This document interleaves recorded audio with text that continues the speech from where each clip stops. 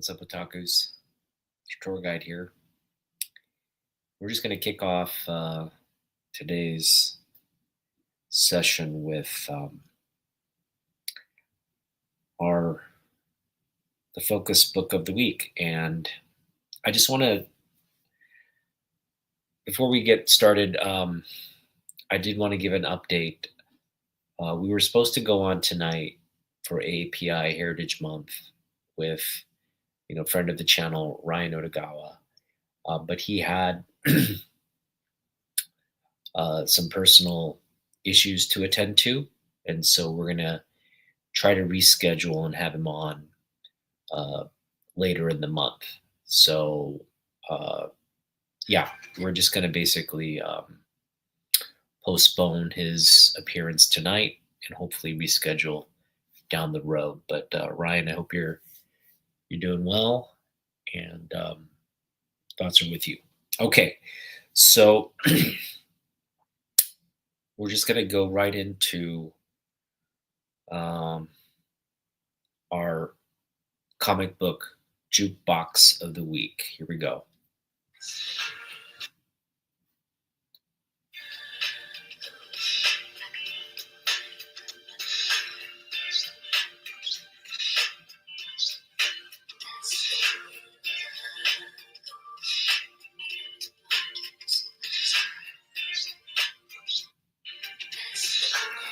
So the song is That's the Way Love Goes by Janet Jackson.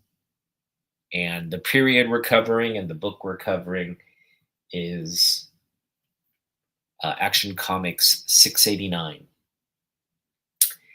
And we're today remembering the life and work of Jackson Butch Guice. Now, Jackson Guice was definitely a prominent figure in while I was collecting comic books. Yeah, just pretty much throughout my entire collecting era, he was just at the forefront of so many projects, and his sudden passing was kind of a surprise, I think, to a lot of people, because he passed away at 63, which is relatively young. And it was pretty sudden, but apparently he had been dealing with some health issues. And anyway, the news broke this week that he had passed. And in the comic book community, I think a lot of people just, were kind of paying tribute to his work and his life. And he was, again,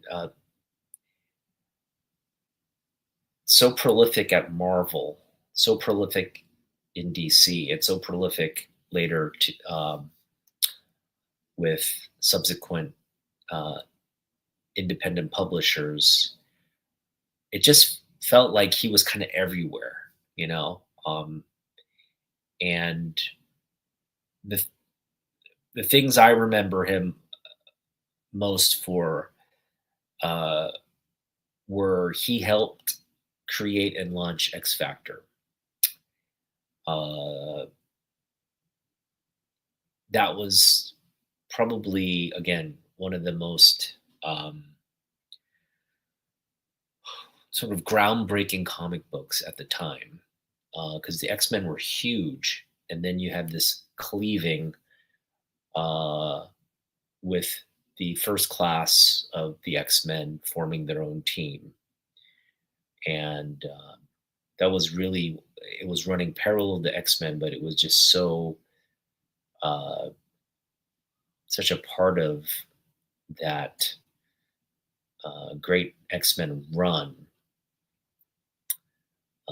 And we're talking about the run from like the mid 80s until the teams finally recombined. So it was X Factor continues to run today, the title, but in that very small window, so much was going um, on the Uncanny X Men and X Factor, and it really, I feel like it really catapulted the sort of the mutant storyline to new heights because the X Men were always popular, but then when you started branching, like Cyclops, Jean Grey, Beast, Iceman, Bobby, and Hank. These are characters that um, were so popular with readers, and so it kind of made sense to like, okay, we're gonna everybody loves the X Men title, but let's just kind of like take the original team, give them another title, give them their own title, call them X Factor, and just see where that goes. And you just had, sort of more people um, buying into that ecosystem, the mutant ecosystem, and it worked. So, you know, but the thing Jackson Geis the thing I remember most about um, Jackson Geis is his work on Action Comics because he was a pivotal creator in the death of Superman because he was writing for Action Comics during that incredible run, and all the way to the final chapter in that. So you have the death, you have the resurrection, and then they kind of tied up nicely by pulling Clark was assumed to be dead, um, you know, uh, because Superman was gone, and then Clark, they assumed he had died um, in the carnage of all the destruction. And yeah, you know, Jackson was so pivotal in creating this.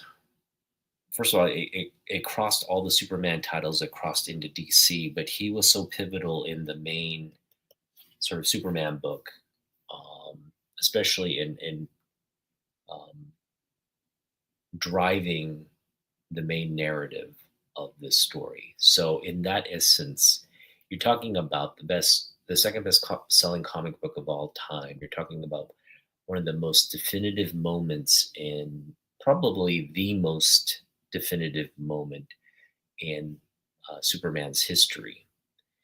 And you're talking about an artist who had so much talent to bring this story to life. And yeah, I mean, this is a key issue. He was the artist for this issue. He did the cover on here as well. Or no, sorry, Carrie Gamble did the cover work on this, but Jackson Geist did the interiors on this. And again, uh, just one of the most pivotal periods of um, Superman's story arc. And again, this was such a popular comic book. It brought in not only fans, but it brought in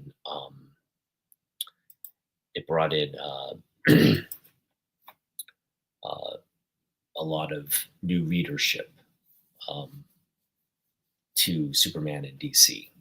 Because mind you, prior to the death of Superman, the reason they decided to kill Superman was because his historic popularity was it was not being reflected in the modern audience, the younger generation of comic book readers and fans. Um, Sales were down, his readership was down, just overall interest in the character was down. And then here's this event, and not necessarily the event wasn't really drawing people to Superman. Sorry, the character himself was not drawing people to Superman. It was what happened to the character, the fact that he passed. And then they introduce these, you know, four new characters, create a lot of mystery around their origin, and um, it really helped um, to propel the title back into, from a sales standpoint, back to the forefront of comic books. So yeah, one of my favorite covers from this period and run is actually a Jackson Guys cover, and it's a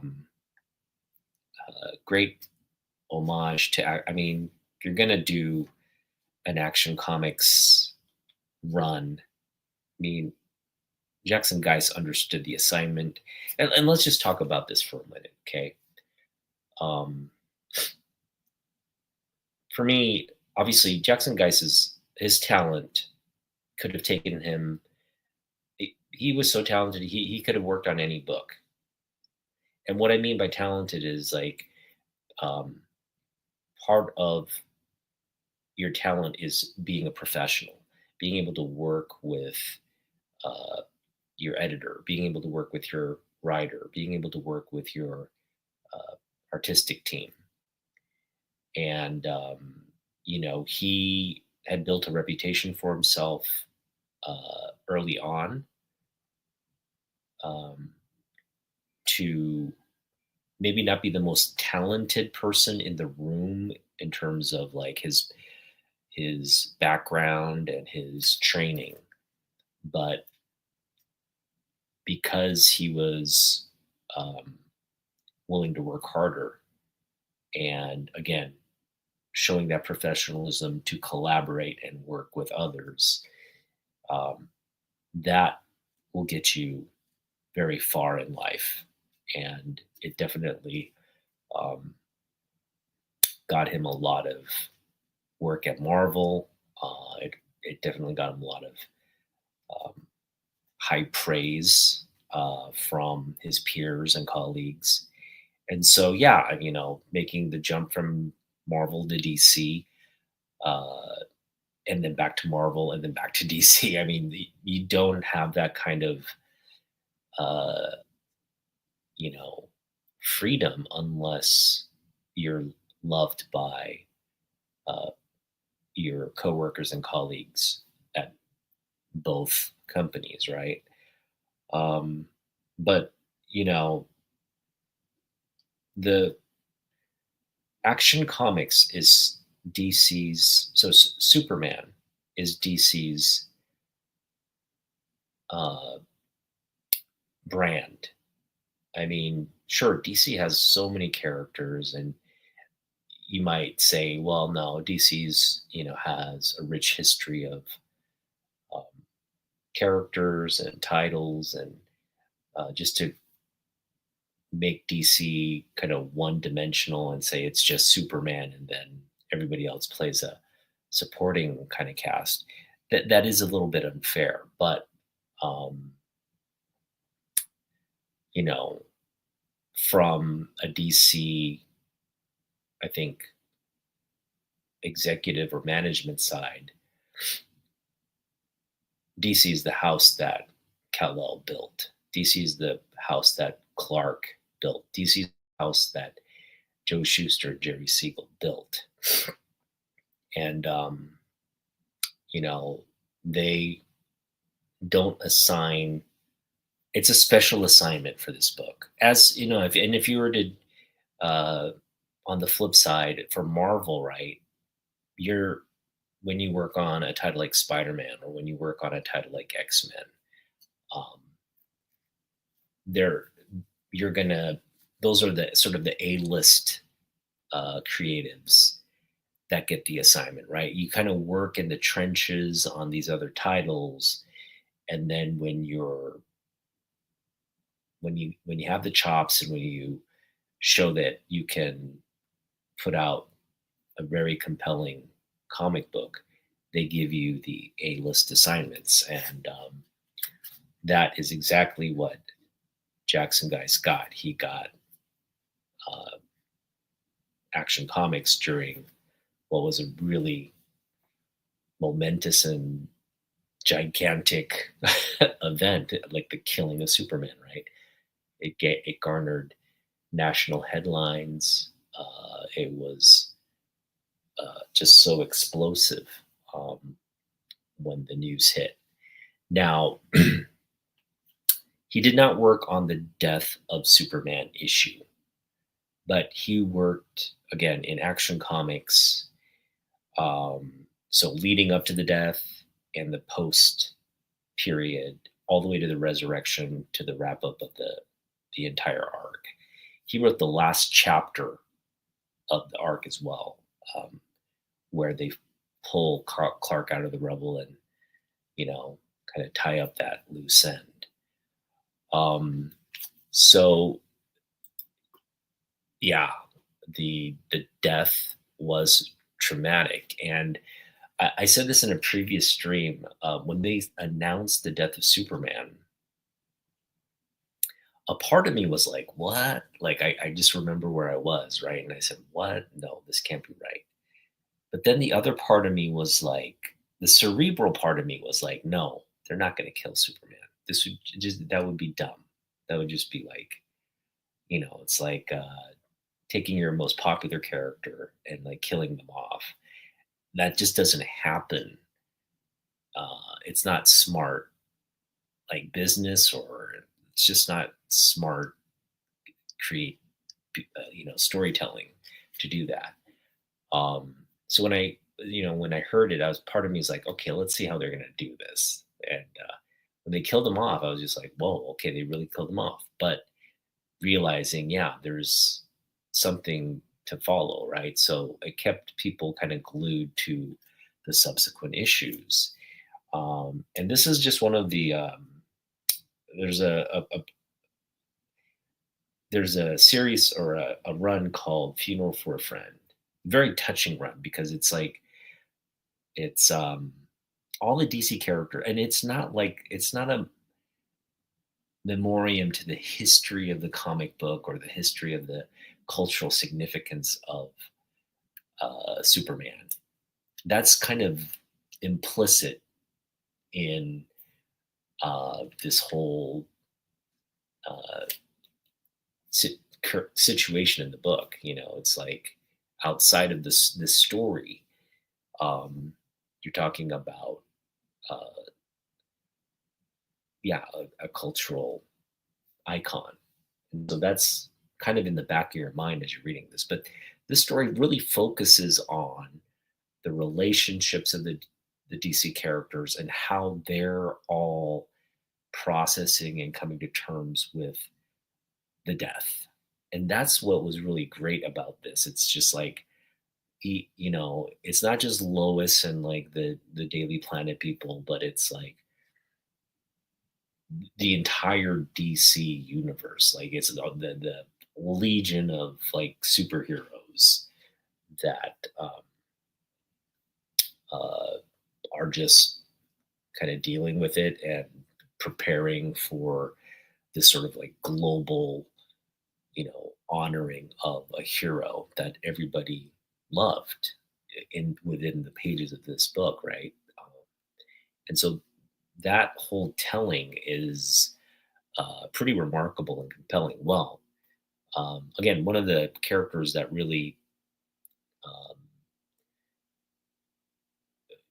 basically have one of the closer relationships with Superman is Supergirl. And again, Jackson Geis, when he the fact that he put this cover um, for the first, mind you, this is the first Action Comics post death, and right, No, I want to say this isn't the first. It's one of the early ones anyway. Um, and he puts again Supergirl. Uh, he pays homage to Action One, but he does it with Supergirl, and he does it with this like um, ugly kind of modern car. But it's just, I mean, talk about a guy who gets the assignment, right? Because like homage covers, they were like today that everybody, homages covers, and this is not the first, Action One homage, but they were kind of like they weren't as common back during this period, and so when you got like a nice homage cover, it was pretty cool. It was pretty cool because you didn't get them all the time.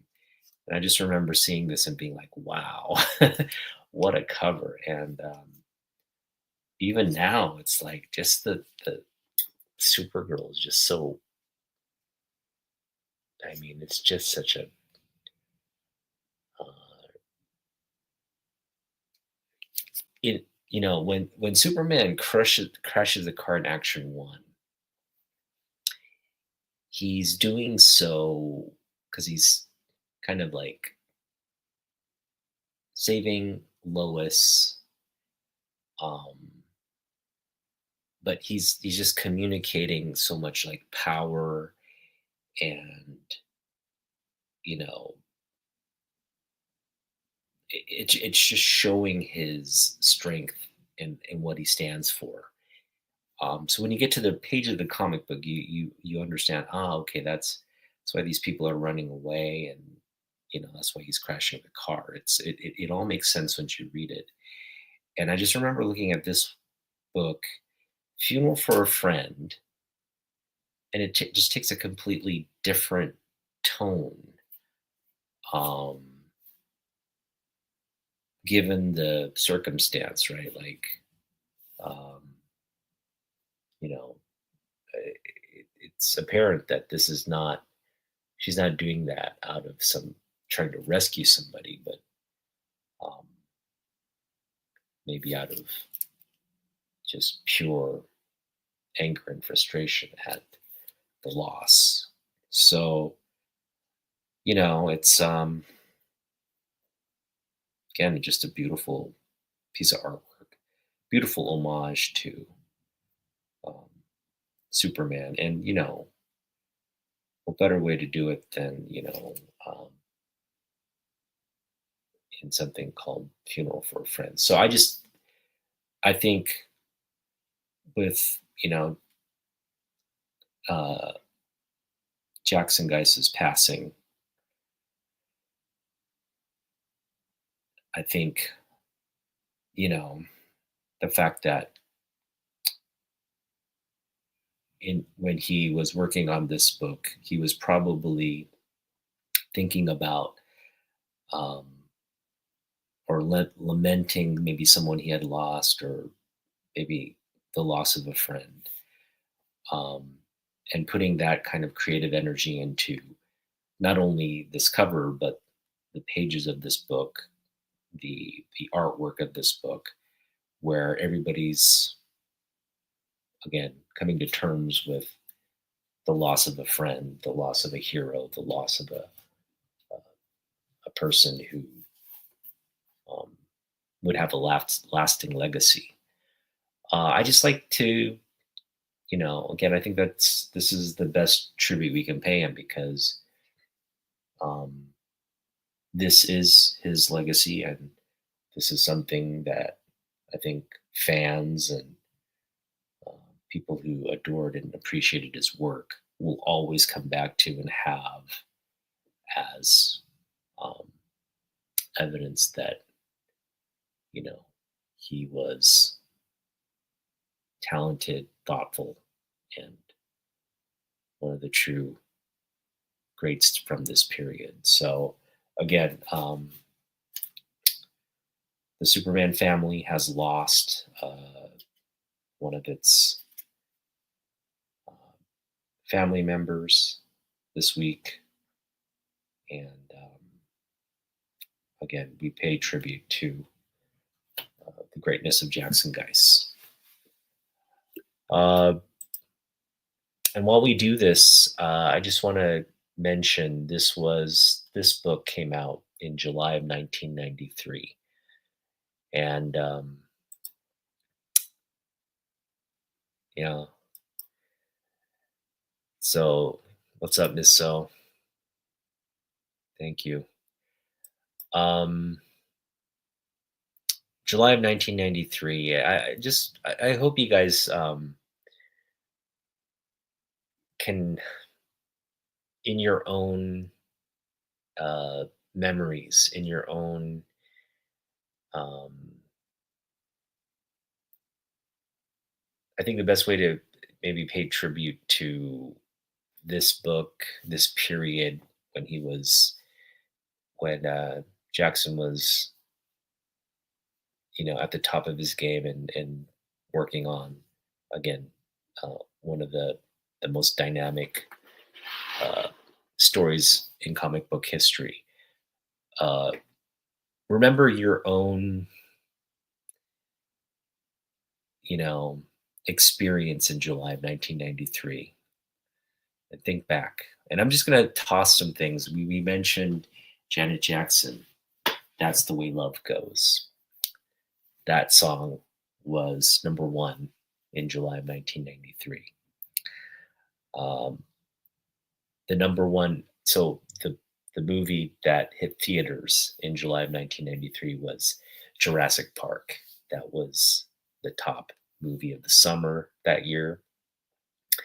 And man, I mean, talk about a huge, huge movie, box office hit, the Jurassic Park. I mean, they're still making Jurassic Park movies because that first one was just so, so good.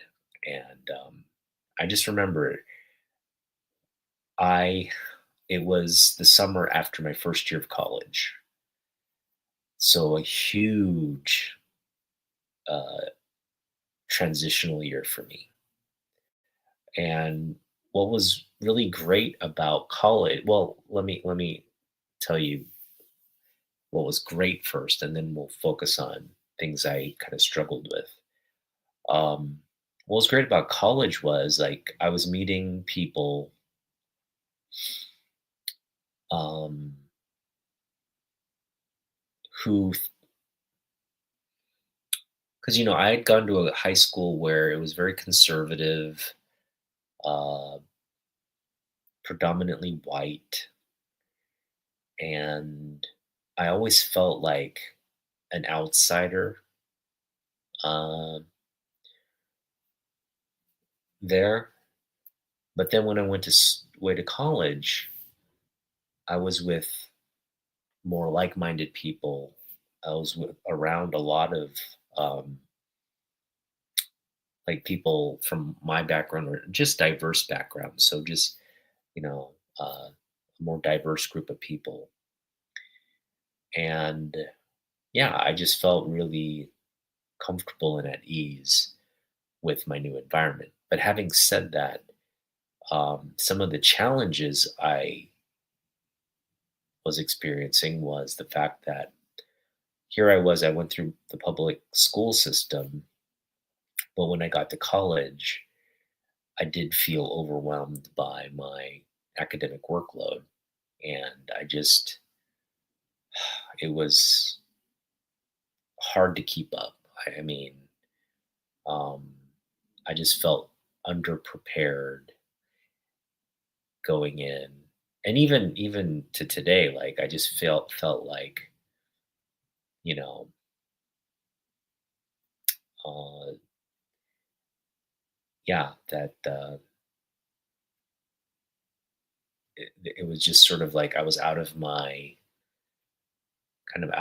league.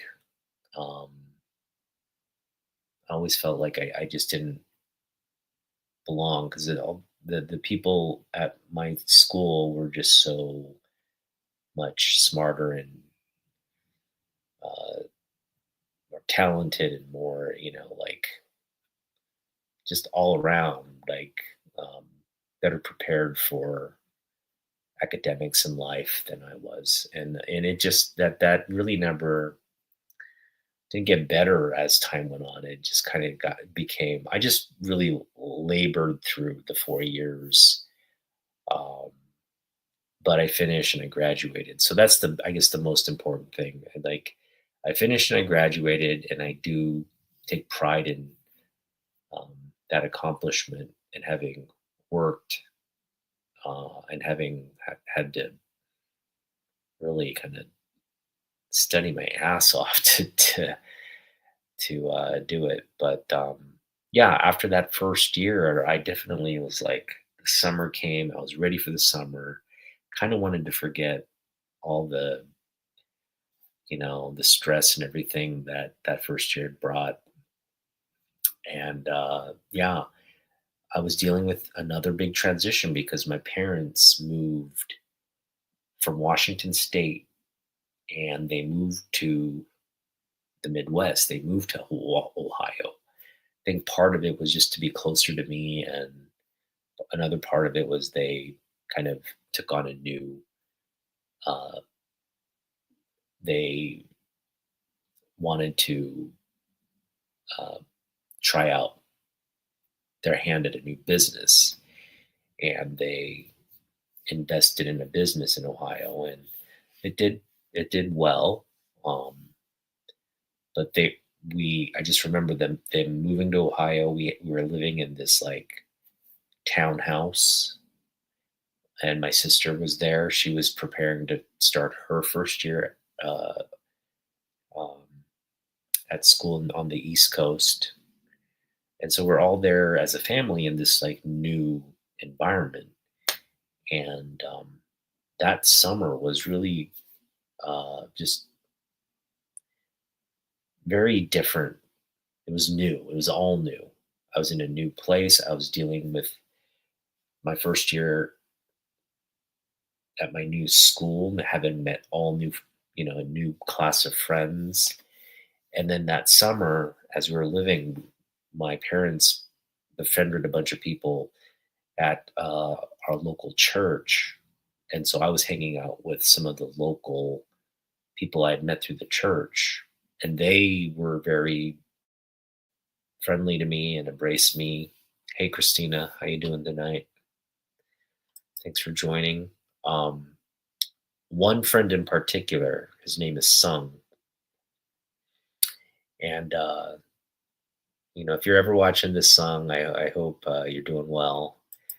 Um, but yeah, Sung and I were like kind of like kindred spirits in the sense that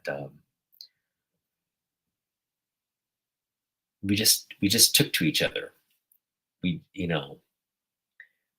I had met all these like cool, interesting people at the church, uh, but for whatever reasons, like my parents said, this is our son, and then his parents said, this is our son, Sung. And Sung had a brother. His brother was cool, but like for me, it was like Sung and I were the same age. Um, he was attending like OSU, and he's like, "Yeah, come hang out with me and my girlfriend, and I'll introduce you to my friends." And I met one of my childhood friends' cousin.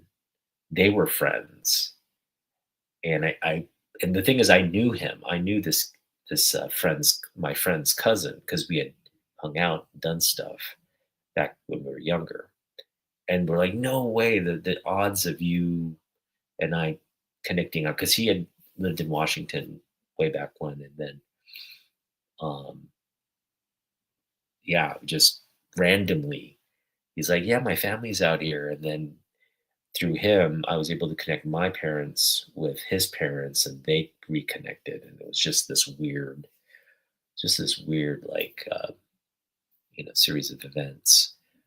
But I just remember that summer being a lot of fun. We watched a lot of movies that summer. doing a lot of crazy things, like drinking, doing some crazy things at night. We almost died one night. I won't go into like how, but it was pretty scary. Um, and yeah, I just there was actually no, that was the following summer. That was the following summer. That this particular so this I'm talking about this following summer is where we almost died. This particular summer when we actually met and just were hanging out for the initially, yeah, we're kind of going out, drinking, um, doing things, but yeah, I just remember it was kind of cool because it was like I had all these like new college friends, and then you know this was my new home outside of school, and the sun was really cool. I mean, we weren't really alike in this. I think our politics were a little different, and I think our um, view of the world was maybe a little different.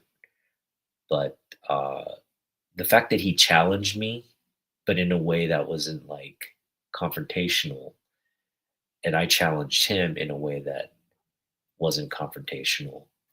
I think that's what we really respected about one another. It's like we always came to the conclusion, like, okay, I kind of see your point of view now, and he says, yeah, I respect your point of view, but I disagree, and like we always kind of left it at that. It was never a really hostile type conversation. It was always around, let me, I really like you, really, you're my friend. And we bonded just almost immediately, but we'd have all these like really um, deep conversations and discussions about, you know, what was going on in the world. Hey, Brett, what's up? Nice to see everybody here. Thank you for hanging out. And so, yeah, I mean, the summer of 1993 was a good summer, as summers usually are. It was my first summer in Ohio. So, Ohio in 1993 was cool. I mean, it's just like any other, I guess, place. I was in, again, just a little outside of Columbus um, that summer, and a lot was going on. Music was good. You had a lot of good hip hop and R&B playing. I think also the movie The Firm came out that summer. What else? I'm trying to remember. Um, I know. I think.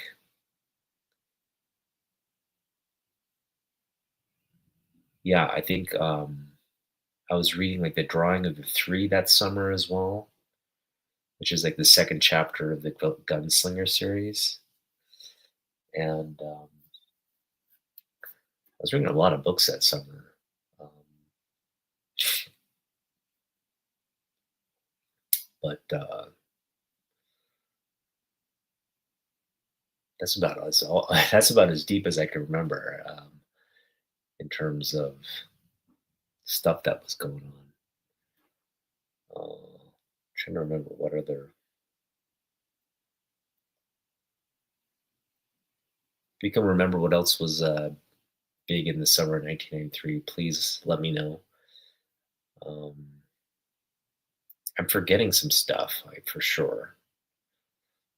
Ah, yeah, yeah. Okay, I remember now. Yeah, that summer, it was like in terms of basketball, the Bulls beat the Suns, and I think that was Jordan's like I want to say that was like his second title, maybe his first or second title. So like Michael Jordan basketball and That whole thing happened that first year. Yeah, that was Jordan's first title. 93 was his first title, if I'm not mistaken. So that was a huge thing that, I mean, it didn't happen in the summer. It happened before the summer, but it was still like reverberating, his first title with the Bulls. I'm just going to check that yeah, 1993 Bulls. I'm pretty sure they won yeah, the finish. Well, no, it doesn't really. I'm going to just ask Google. When did the Bulls win their first championship?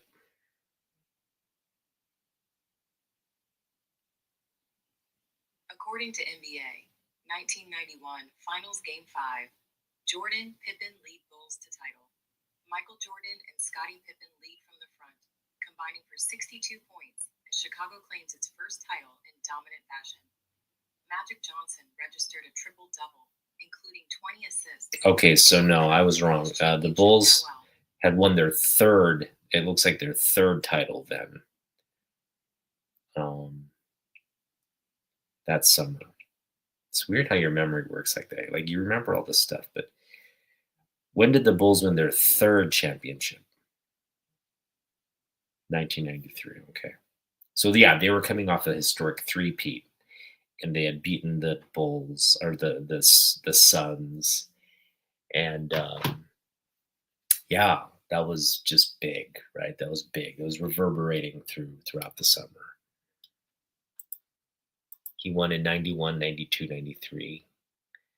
And then, yeah, I think it was a 1 year where he took off, or yeah, he retired in 96. You're absolutely right, Brett. Yeah. So 6 titles with a little interval where he um, tried to play baseball, and then his father passed away, and then he tried to play baseball, um, and retired, and then came back, and yeah, that's bringing back memories. Now. It's like I was not the biggest Bulls fan. I'm still not a big like Michael Jordan fan, to be honest. Uh, yeah, I mean, and part of it has to do with the fact that he beat my Sonics in '96, right? He beat my Sonics in '96, and I think that cemented my hatred of the Bulls and Michael Jordan. Just takes all it takes is like a moment like that for you to just be like, no, I'm not a Jordan fan. I never will be. Um, but yeah, I mean, I mentioned this before. You're talking about a period where hip hop and black culture was emerging at the same time. You know, basketball and the legend of Michael Jordan was taking place. And so you had this synergy of like, again, youth culture, uh, and what they enjoyed was, or what they were kind of uh, programmed to tune into, was this emerging superstar, Michael Jordan, and also the superstars in the league at the time. You mind you, like you had your Gary Paytons, you had your Charles Barkley's, you had your um, Patrick Ewing's, your Reggie Millers, your Magic and Larry Birds. They were kind of on the tail end of that, but here was this um, new exciting league with just all this basketball talent. Um, yeah, I remember the Golden State Warriors with Latrell Sprewell, Mitch Richmond, Tim Hardaway, Chris Mullin. Man, that team was super good. Um, but you just had so many like really, and the Utah Jazz, but they always had that combo of John Stockton, Karl Malone.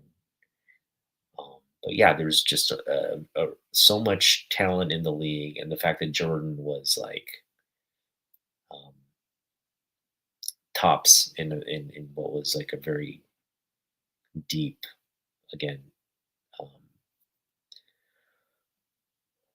uh, it was just a very deep and talented league by that point. Um, and so, yeah, the NBA had merged, and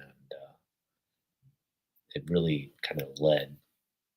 It had grown tremendously because of Jordan, because of the marketing, because of Nike and all the things associated with watching basketball at during that period. But that was huge. So this just kind of gives you a little glimpse as to um, what that summer was like. There are just a lot of things to talk about, enjoy. You know, we had elected Bill Clinton, right? Clinton was the new president. Just a lot of you know new transitions, I should say, new things. The '90s had brought just a new tone and color to life. Um, and I was kind of just smack right in the,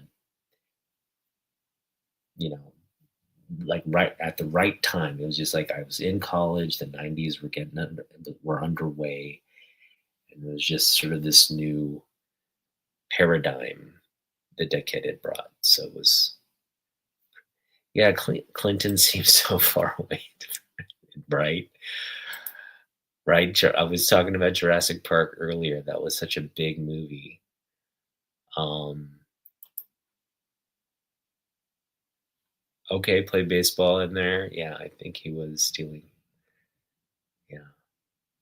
Yeah, that summer actually was when the news of his father uh, being murdered um, came about. That was after he won the title. He won the title. He celebrated with his dad, the three-peat, and then his dad passed away that summer. So it was um, really, really a dramatic turn of events, right? And yeah, I just remember, Jordan. Um, it was a big, he adored his dad, so it was, I'm sure, a very trying time for him coming off of, he was on top of the world, and then talk about, experiencing something that would just deflate all that. Um, yes, Clinton, he was, playing like saxophone and winning over American hearts with his his kind of folksy, smart political talk. That guy was smooth. That guy could like probably talk his way out of a lot of things. And then his wife was not as popular, um, but yeah, that family was a cool, Chelsea and them. They were a pretty cool family, first family. Um, yeah, like I feel like like even and that was around the time because with Duke, um, Christian Leitner hitting the last shot, the Fab Four had come uh, to college basketball that year, right? I want to say '93 is when they made their title run. No, it was yeah, no, they would come that fall. The Fab Four would come that fall. And man, did they take college basketball at Michigan? Did they take the school by storm? The entire collegiate sports world by storm. The Fab Five, they were just um, celebrated as uh, the, the team to beat in college basketball. And then that turned out to be, yeah, Arsenio, right? Um, Arsenio was huge. That was another show that was like in living color. Arsenio, he just had all these like, um, you know, uh, sort of black targeted shows that were very, very popular. So Arsenio was huge, and yeah, again, '90s, just a different period, and I think, um, if I'm not mistaken, the people in the chat here probably remember this time along with me. Best you ever did that, Safel. That's good. Did you have them losing to North Carolina? Because no one saw that coming. Uh, with the whole like, timeout debacle. Um, and I really felt bad for Chris Webber because I just felt bad for that whole team. I just felt bad for that whole team because they it was like their tournament. It was supposed to be their crowning, and that one. I mean, it didn't really impact. Weber went on to the NBA. Weber had a great NBA career. He came close to some titles himself. Um, but yeah, I mean, talk about making one of the worst mistakes on the national stage. That took a lot.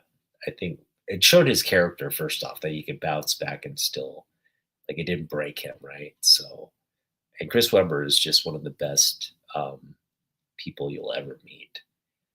I think I really like I really like his presence as an NBA star and what he did in the league. Played at Sacramento most of he got drafted by Golden State, but then got made his career at Sacramento, so that was pretty cool.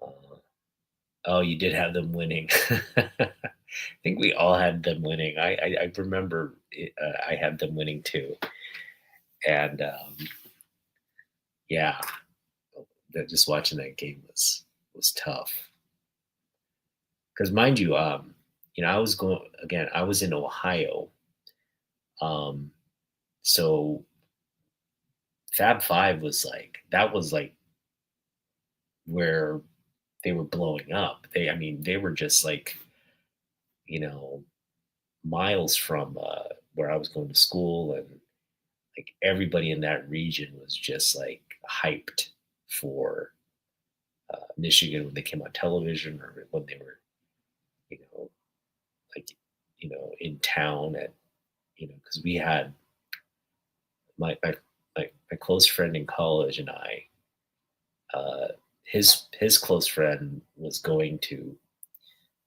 Ann Arbor at Michigan at the time, and he was part of this frat. So we would just drive there on weekends to go party and just stay over there for the weekend and drive back. And I just remember, yeah, we'd go for like football games, we'd go for basketball games, and I mean, we wouldn't ever watch the game live. We just go and hang out in that frat environment and enjoy it. But that was all happening around that period. Okay, well, yeah, '93 again. Just a really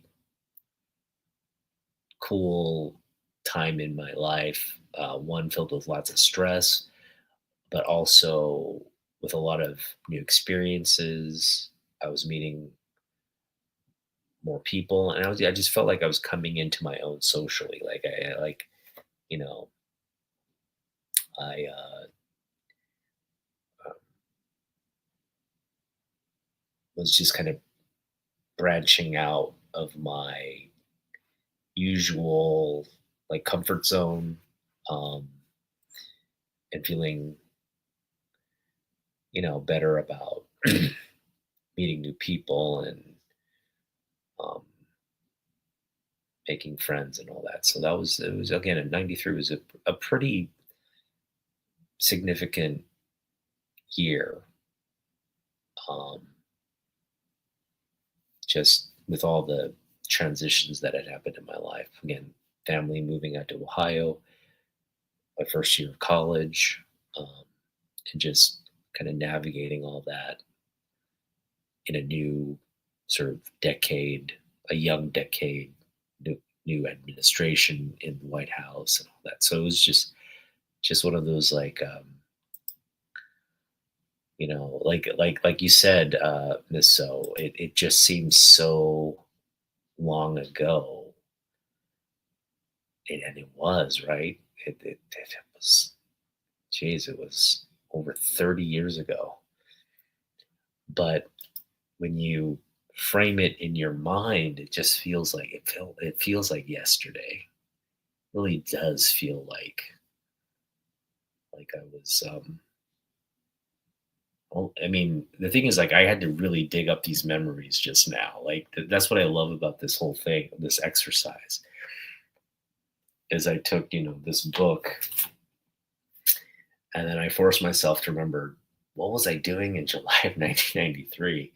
And I just like last night I was sitting in bed and just kind of reminiscing about that specific time. And then, of course, I land on Jurassic Park, and then I try to piece all of who did I see Jurassic Park with, where was I, and all that, and then just brought all those like memories flooding back. So yeah,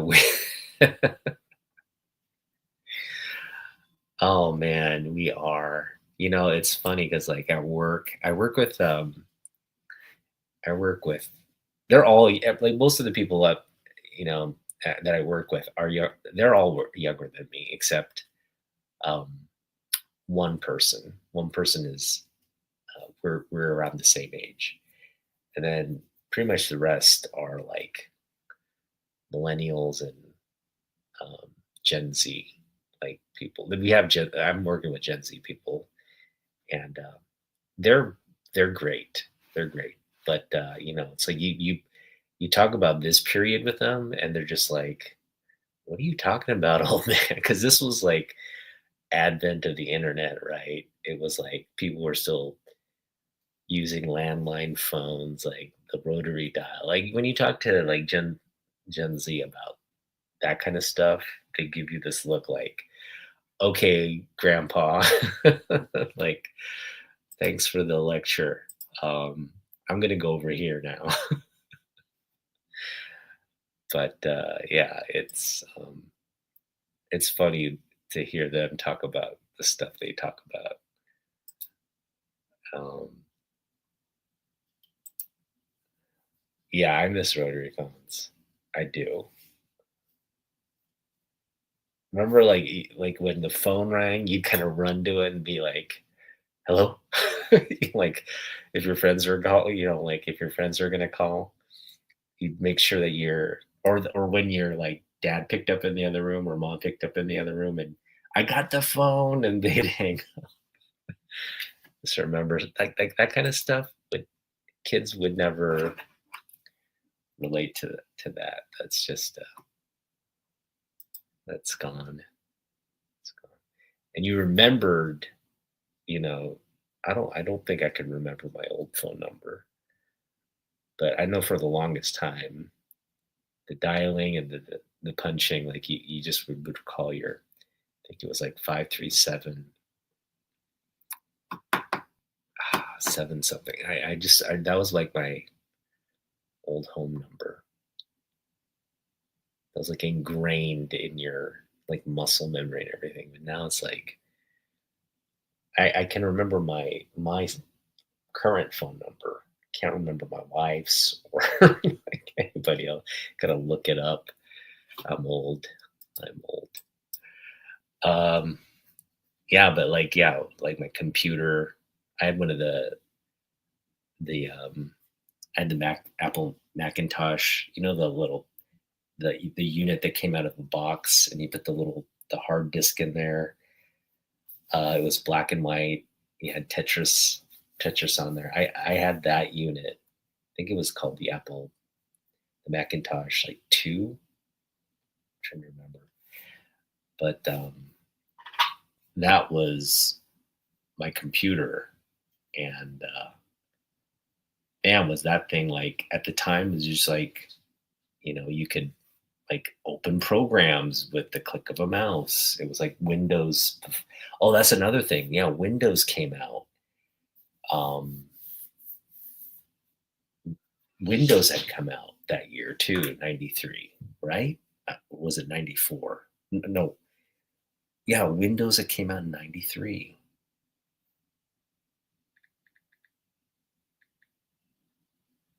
I got to ask Google. If I'm not mistaken, when year did Windows come out?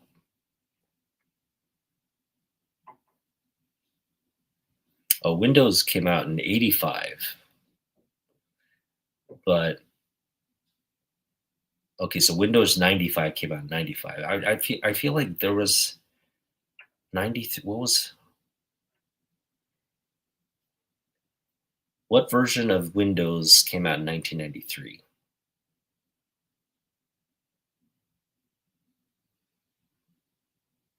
All right. So it was just Windows. But I just remember, yeah, maybe it was 95 then. 95 was like the big Windows release. Yeah, the Mac 2E, I think, is what it was, which was just this box. It was basically a TV, um, with a keyboard and a mouse that were, attached. And all I remember doing on that was like writing papers and playing Tetris. That's all it really could do. Um, yeah, I'm just gonna look it up for nostalgia's sake. No, it was not the 2E. It was the maybe it was no that it was smaller. It was the small unit. It was like the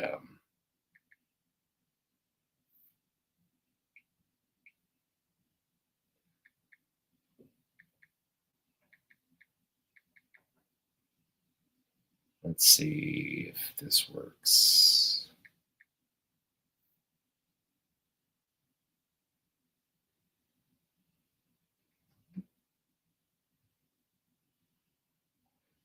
I'm not seeing it on my. Oh, this is it. This is it.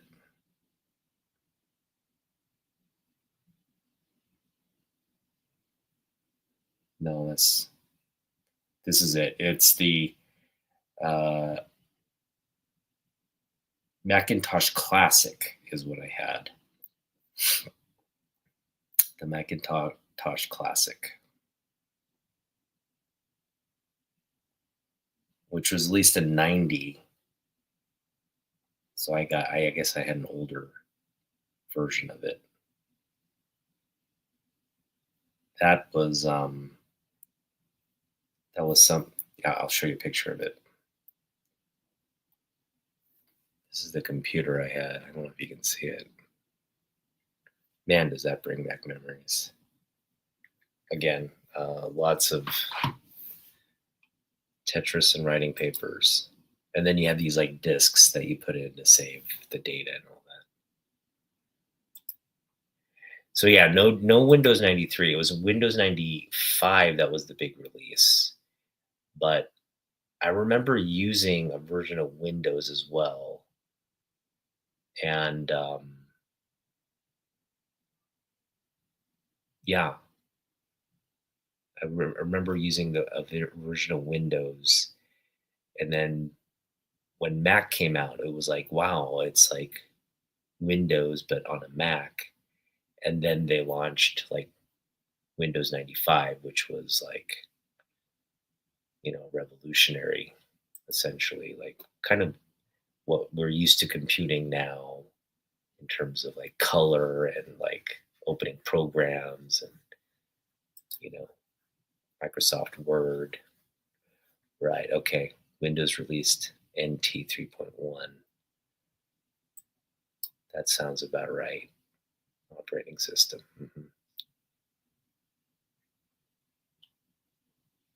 Yeah, man. This and then that was happening. Just like technology was just like every year they'd come out with like some kind of new.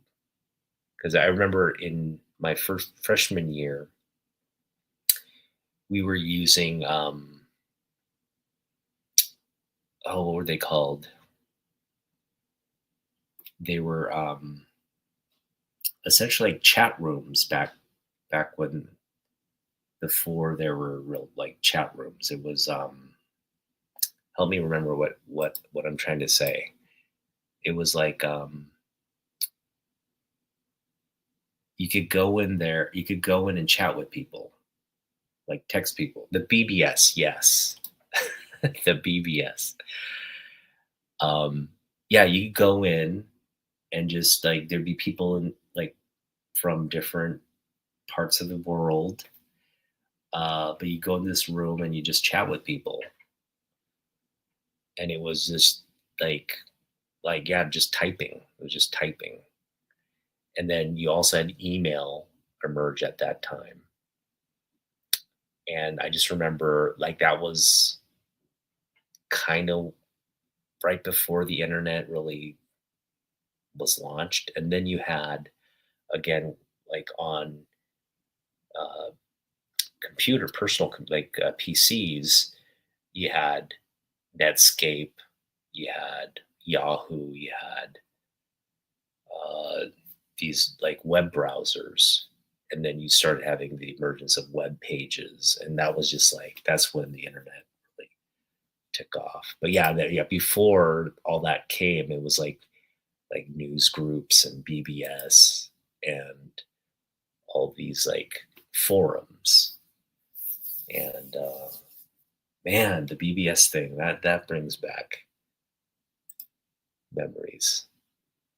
Yeah, Netscape, right? That was just like it changed everything. You could actually look at photos. It was like, like you could even I think like early on you could watch videos too, but it was just like a pain to load, but when it loaded, you could watch videos. You had pictures for the first time. You could click on a news story and you'd see text and picture there. It really was like, and you could that wasn't the only you could actually like you know write like create your own web pages, right? That was like the advent of people just like getting on and starting to code their own like web page. Um, and I wish I'd done more of that. I probably should have done that and studied that in school. Actually, that probably would have made me some money there, but did not pursue computer science or any of that kind of stuff. Yeah, making their own games and all that. Man, that's it's bringing back some cool memories. Um, but yeah, that all happened right around that period, right around the '93, and I just remember, like I just remember like that first year of college, what we could do on the computer, because like I said, that first year of college with the Mac, all I could really do was like write papers, store them on disks, and play Tetris, which was addictive, by the way. Tetris was just super addictive. I probably shouldn't have had that on my computer because it's um, too really too distractive. But I just remember the next year, like, yeah, people were just surfing the internet and like just doing way more with the computer now. like you had the office program. Sorry, no, you had like you had email, and you had like the word program, and I think that was when you could also like start playing like solitaire. uh so you graduate from like Tetris to solitaire on your as your distraction. And yeah, I mean that solitaire's that's been there forever, right? So um it was just like kind of it was moving into what we now just it's just what we've come to have adopted into our lives, this thing that we use to broadcast or just check our emails and like surf the web and do all these things, like basically our connection to the world. And I was talking about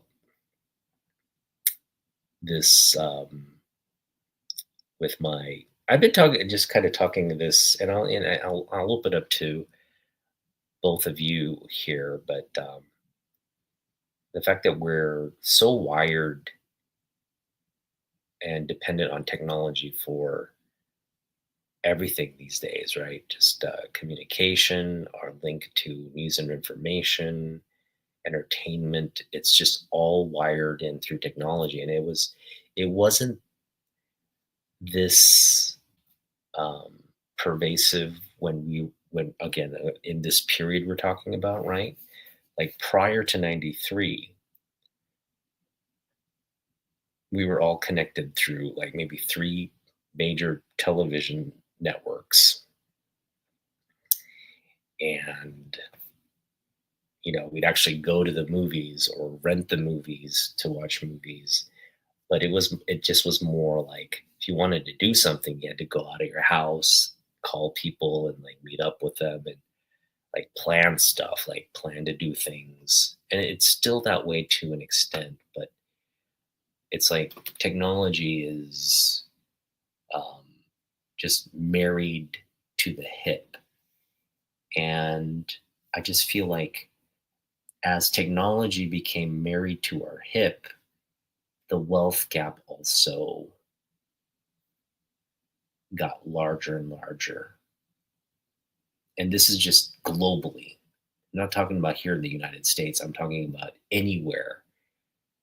You go anywhere, and it's just like you have a few um, people who are pulling the strings on all of this system and this world we've created. That's digitally pervasive. That's pervasive technology, right?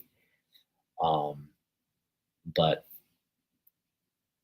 with that reliance on technology, it just seems like those are two, like our technology reliance goes up, and then the wealth gap. Like these are two parallels, and you know it just feels like the way technology exists today. It's I mean, we're all being surveilled. We're all being. And this is a huge. This is just a microphone, right? If the powers that be in our government wanted to eavesdrop on what we were doing, or just you know um, dig into our digital records and find something, uh, I mean,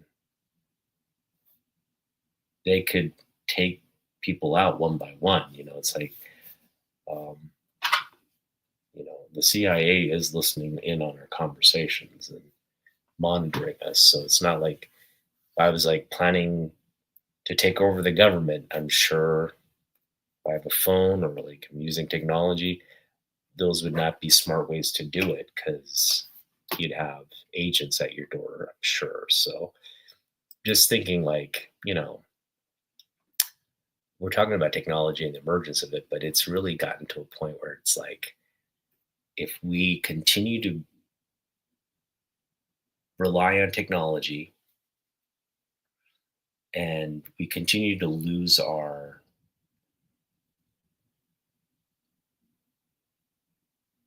power and our strength as the people, as the as society, right? Um, it just feels like, where what does our future hold for us? When we have nothing but our phones at the end of the day, right? That's the thing we that's the thing, like, that's the last maybe vestige of, like, nothing else matters as long as I have my phone. As long as you provide me a phone and the the benefits I get from that, from technology and phone, access to, fake news or fake, entertainment, all that. Like, what is that? What kind of future is that, like, building? And I think that's the thing that, like, as we were talking, it's like, what would stop that? If we're heading toward that future, what would really stop it? Because you would have to have everybody just be like, you know what? Let's just put our phones down. Let's just stop paying our internet bill and paying our phone bill, and, like, let's not have be a part of having technology in our lives. Like, what would that look like? Just the way kids are wired and the way our new generation is, like, addicted to video games and their phones and all this. It just seems like an impossibility that all right, we're gonna play the chat here. Do you remember the VC? Yes, of course. Blockbuster.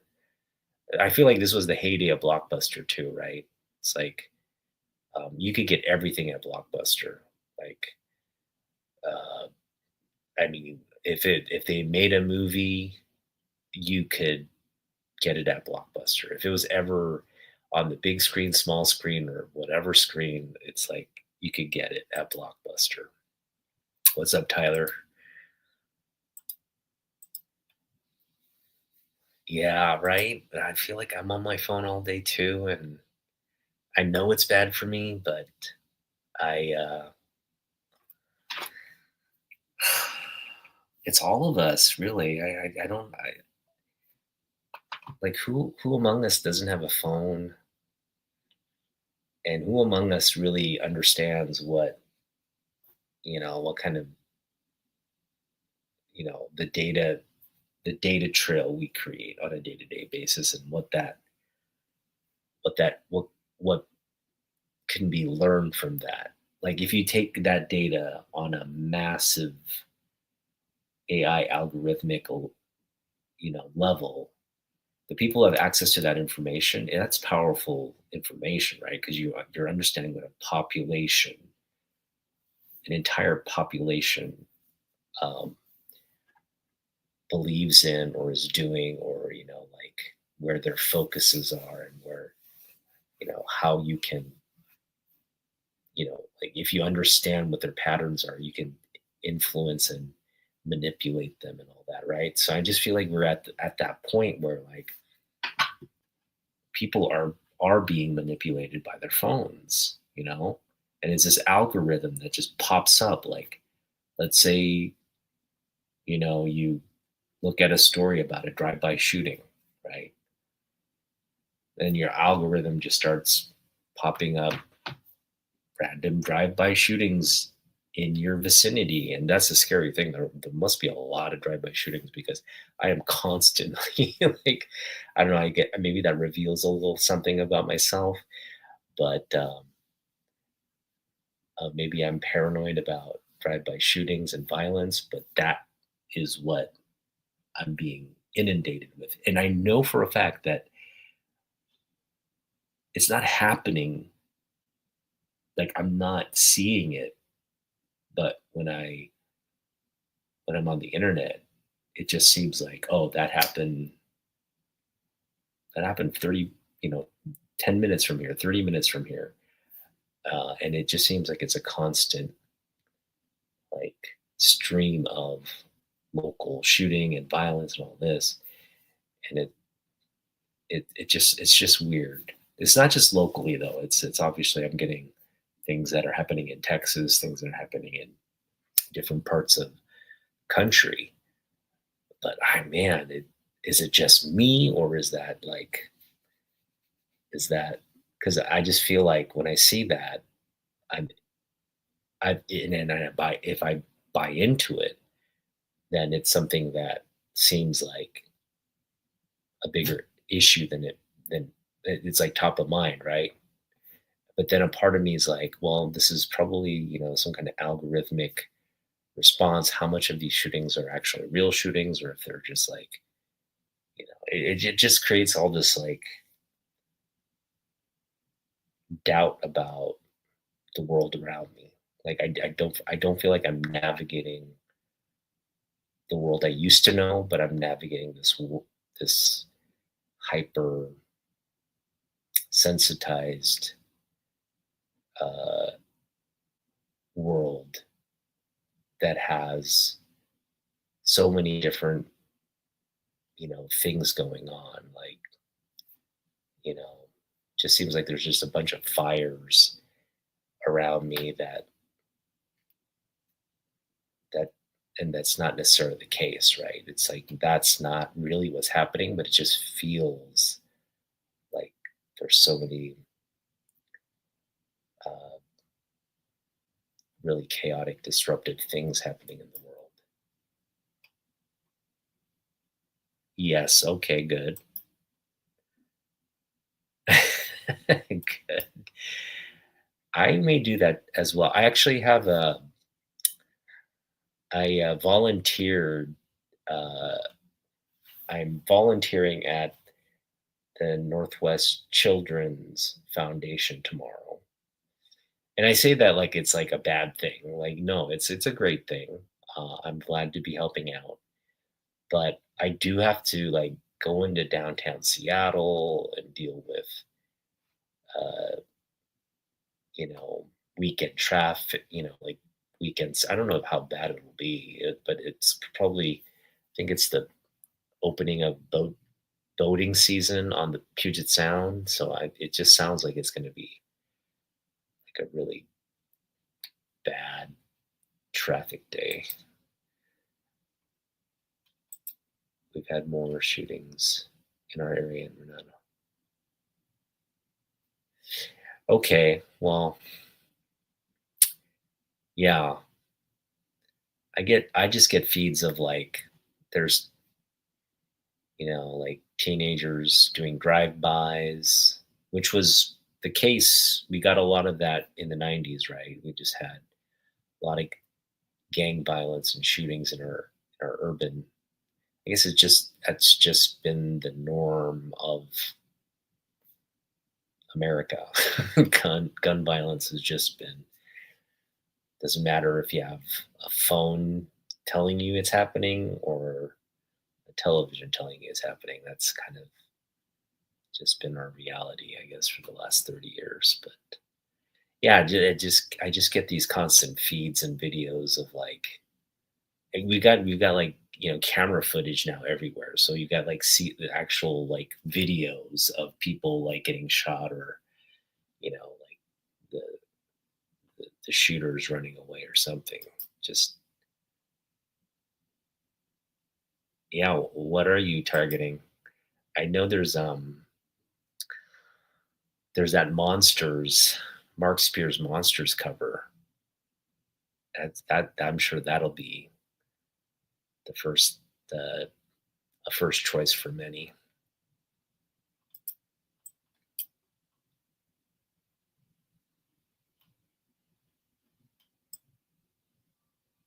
There's also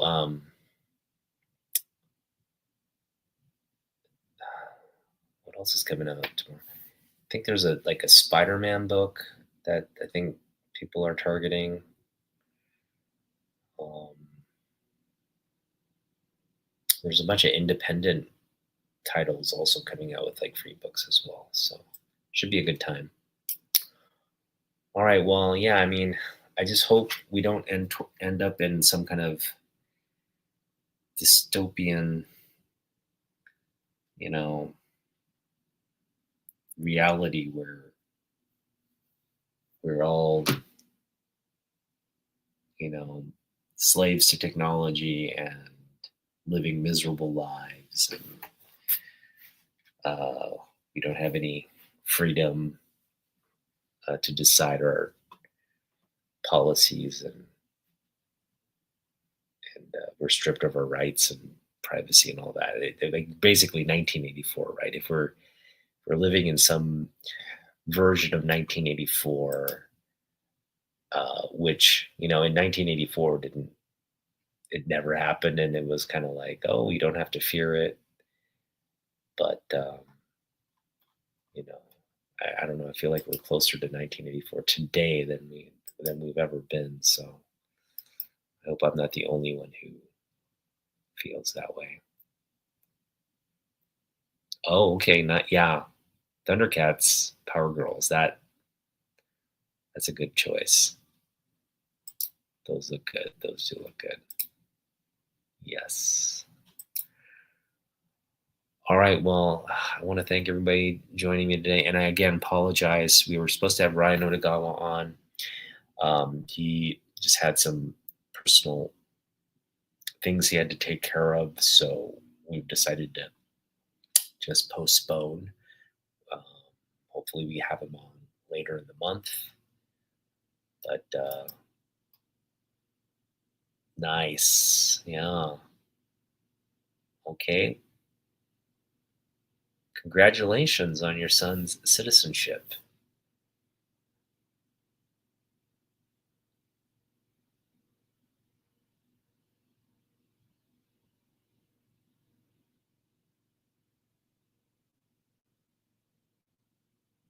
Are you heading out of the country, Tyler? Yeah, safe travels, Tyler. I hope there's no immigration issue coming back in. If you are going out of the country, that is. Um, I'm kind of worried about that too. I'm going to Japan this summer. I mean, I'm a U.S. citizen. I'm not as worried, but I'm worried about like my wife. She doesn't have a criminal record or anything like that, but um, she has a green card, and just don't know how that whole, especially in this environment, like what that could mean. Hopefully, she's not impacted, but you just have that little bit of concern.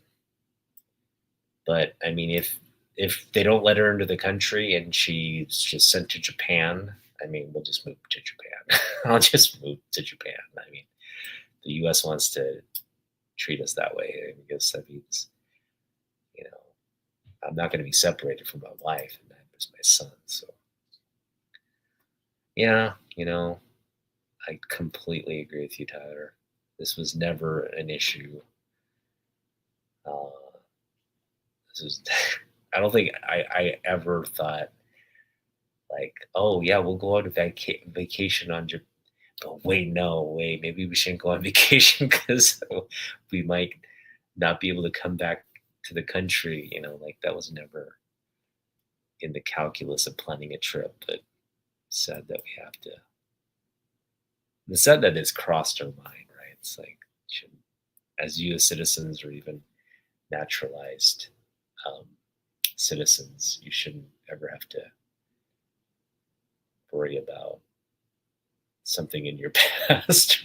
That's again, this is where the digital pervasiveness, like, they know everything about us. So all it takes is like a quick database search, and if some glitch pops up on your thing, you might be on that plane to El Salvador.